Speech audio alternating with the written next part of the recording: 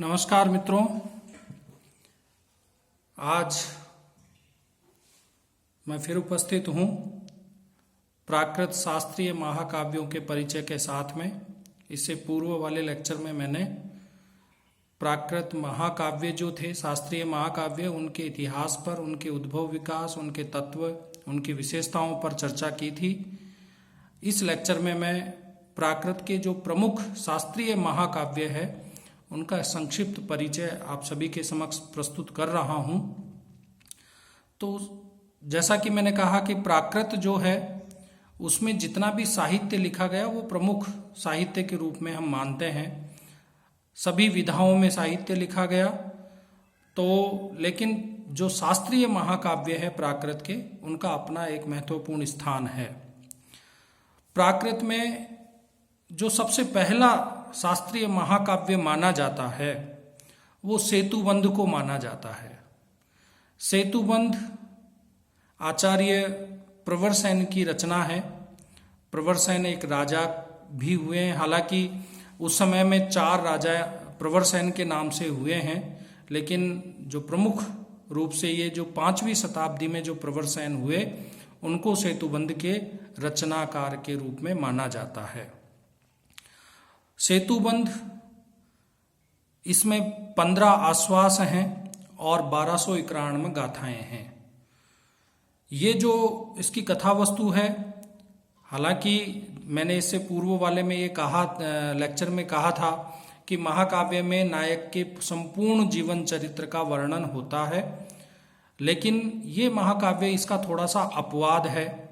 ये इसमें मुख्य रूप से जो राम जब सीता का हरण करके रावण उसको लंका में लेके जाता है और रावण पर विजय प्राप्त करने के लिए और सीता को मुक्त कराने के लिए जब राम है वो बंदर सेना के साथ में समुद्र को पार करने के लिए जब सेतु का निर्माण करते हैं, तो मुख्य रूप से सेतु निर्माण की जो घटना है उस घटना को लेकर के ये महाकाव्य लिखा गया। लेकिन अब आप ये कहेंगे कि जब एक ही घटना को लेकर के लिखा गया तो इसको महाकाव्य कैसे कह सकते हैं, खंड काव्य क्यों नहीं कह सकते? तो मित्रों, खंड काव्य में 4 या 5 ही अध्याय होते हैं, लेकिन इस महाकाव्य में 15 आश्वास हैं और 1291 गाथाएं हैं। तो 15 आश्वास एक बहुत बड़ा कलेवर है, एक बहुत बड़ा, जबकि मैंने ये कहा था कि महाकाव्य में भी 8 सर्ग कम से कम होने चाहिए, तो इसमें तो जस्ट डबल है। तो इसीलिए इसको महाकाव्य की श्रेणी में रखा गया, क्योंकि कवि की जो शैली, कवि की जो रचना का जो कला है वो बहुत ही निपुण है, और उन्होंने इस एक छोटी सी घटना को भी इतना विस्तार दिया कि इसमें प्रकृति का भी चित्रण किया, इसमें अनेक चीज़ों का, सुबह प्रातः काल का चित्रण, सायंकाल का चित्रण, और उस कथा को इतनी निपुणता से इन्होंने इतना विस्तार दिया, तो इसीलिए इसको एक श्रेष्ठ महाकाव्य, शास्त्रीय महाकाव्य की कोटि में रखा गया है। तो ये सेतुबंध जो है, जैसा मैंने कहा, रावण वध, इसका अपर नाम जो है वो रावण वध भी है, राम सेतु भी है, और लेकिन ज़्यादातर प्रसिद्धि ये सेतुबंध के नाम से इसको जाना जाता है। और जैसा मैंने कहा, इसके रचयिता प्रवरसेन हैं, उनका समय 5वीं शताब्दी है। 15 आश्वास और 1291 गाथाएं हैं। सेतु निर्माण की घटना इसमें प्रमुख रूप से है, और मुख्य रूप से इसमें जो विशेष बात है वो है काव्य शास्त्रीय जो तत्व हैं, छंद, अलंकार, रस, गुण, रीति, भाव, भाषा शैली, इन सब का बहुत ही सुंदर ढंग से कवि प्रवरसेन ने इसमें प्रयोग किया है। तो शास्त्रीय महाकाव्य के रूप में ये बहुत ही प्रसिद्ध काव्य रहा है, और काव्य शास्त्रीय तत्वों से भी ये पूर्णतः इसमें प्रयोग हुए हैं। अतः ये एक प्राकृत का श्रेष्ठ महाकाव्य माना जा सकता है। दूसरा जो प्राकृत का जो श्रेष्ठ महाकाव्य है, गौड़ वहो, गौड़ वध, यानी गौड़ देश के राजा का इसमें वध की घटना का वर्णन है। इसके रचयिता जो हैं वो वाक्पतिराज हैं, और इसकी जो रचना काल है वो सन 760 में इसकी रचना हुई, और इसकी भाषा जो है वो महाराष्ट्री प्राकृत, इससे पूर्व जो मैंने सेतुबंध कहा उसकी भाषा भी महाराष्ट्री प्राकृत में ही है, और इसकी भी जो भाषा है वो महाराष्ट्री प्राकृत है। गाथाएं जो है इसमें 1209 हैं, और इसकी जो कथा वस्तु है, जैसे सेतुबंध की कथा वस्तु आश्वासों में विभक्त थी, इसकी कथा वस्तु है वो कुलकों में विभक्त है। और कथा वस्तु जो है उसमें कन्नौज का जो राजा है यशोवर्मा, उसके द्वारा गौड़ देश के किसी राजा का वध करने का उसमें वर्णन है। तो यशोवर्मा का चरित्र चित्रण, यशोवर्मा की वीरता की कहानी वाकपति राज ने, क्योंकि वाकपति राज जो थे वो राजा यशोवर्मा के दरबारी कवि थे, इसीलिए उन्होंने अपने जो आश्रय देने वाले राजा का इसमें बहुत ही सुंदर उसकी वीरता का, उसके साहस का वर्णन, उसके आदर्श रूप का वर्णन इस काव्य में किया है।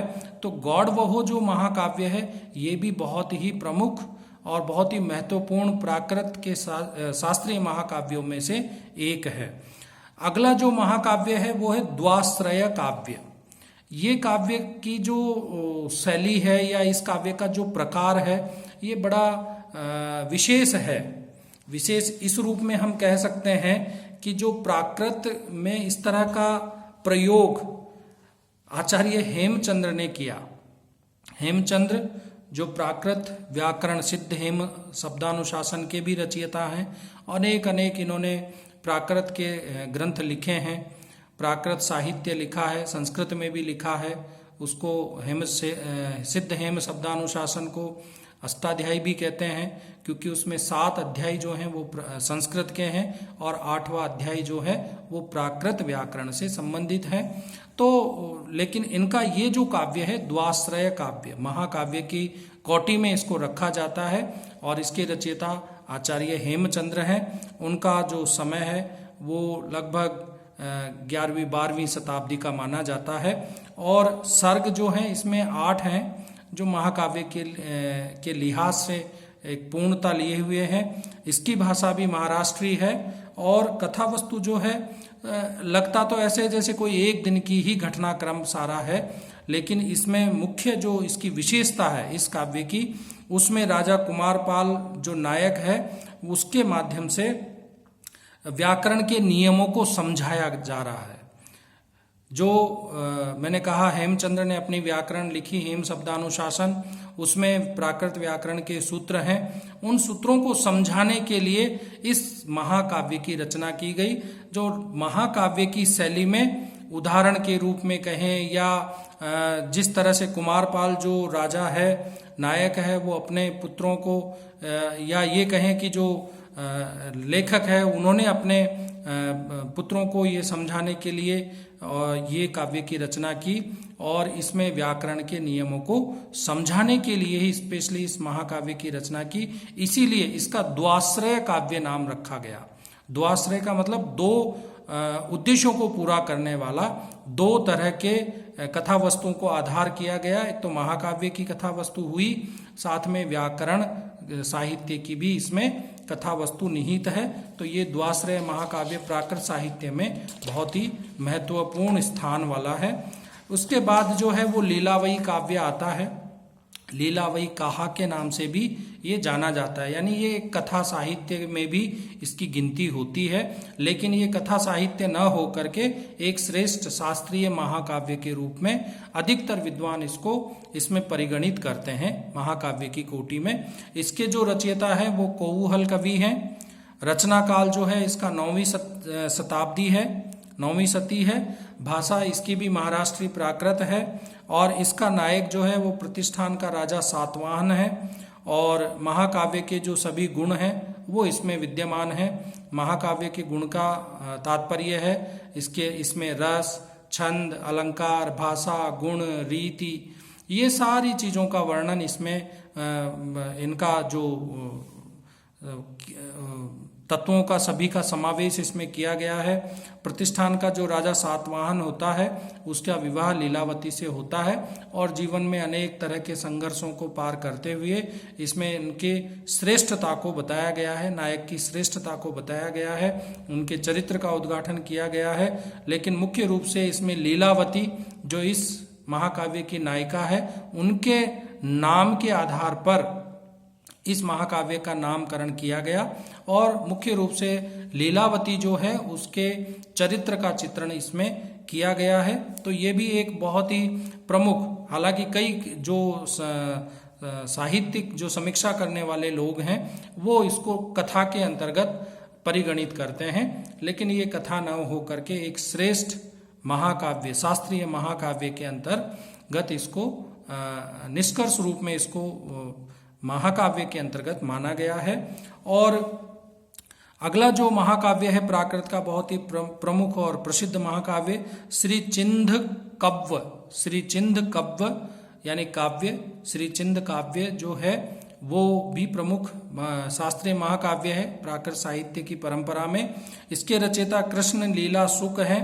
रचना काल 13वीं शताब्दी माना जाता है और ये भी जो प्रमुख रूप से ये काव्य लिखा गया इसका भी उद्देश्य ये रहा है कि वर रुचि के प्राकृत प्रकाश और त्रिविक्रम का जो प्राकृत व्याकरण है उसके नियमों को स्पष्ट करने के लिए यह इस काव्य की रचना की गई, ये इसका मूल प्रयोजन है। तो जो वर रुचि और त्रिविक्रम जो व्याकरणाचार्य प्राकृत में हुए हैं वो हेमचंद्र से पहले के हैं। उन्होंने जैसे कहा वर रुचि ने प्राकृत प्रकाश की रचना की और त्रिविक्रम ने प्राकृत व्याकरण की रचना की, लेकिन इन सब को आधार मान करके हेमचंद्राचार्य ने जो सिद्ध हेम शब्दानुशासन बनाया वो बहुत विशाल है। इन्होंने छोटे आकार में प्राकृत व्याकरण ग्रंथ की रचना की है और ये जो श्री चिंद काव्य है इसमें इन दोनों के व्याकरण के जो सूत्र हैं उनको समझाने के लिए, उनके व्याख्या रूप के लिए इस काव्य का निर्माण किया और वो काफ़ी हद तक सफल भी हुए हैं। और प्राकृत का एक और सबसे प्रमुख जो काव्य है, साहित्य है, वो सौरी चरित है। इसके रचयिता श्रीकंठ हैं। रचना काल इसका 1780 ईस्वी है और आश्वास जो है इसमें 4 हैं, 4 आश्वासों में इसकी कथा वर्णित है और इसमें जो है वो श्री कृष्ण की कथा का वर्णन है। श्री कृष्ण के जीवन चरित्र को इसमें प्रकट करने का प्रयास किया गया है।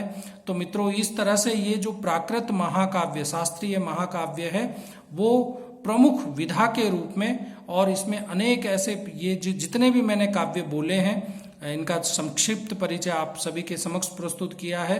तो इन काव्यों के माध्यम से प्राकृत साहित्य में के जो कवि हुए हैं उन्होंने अपना महत्वपूर्ण स्थान बनाया है और प्राकृत साहित्य सभी तरीके से पूर्णता को प्राप्त किए हुए हैं। तो आप सभी ने मुझे सुना, इसके लिए आप सभी का कोटिशः धन्यवाद। नमस्कार।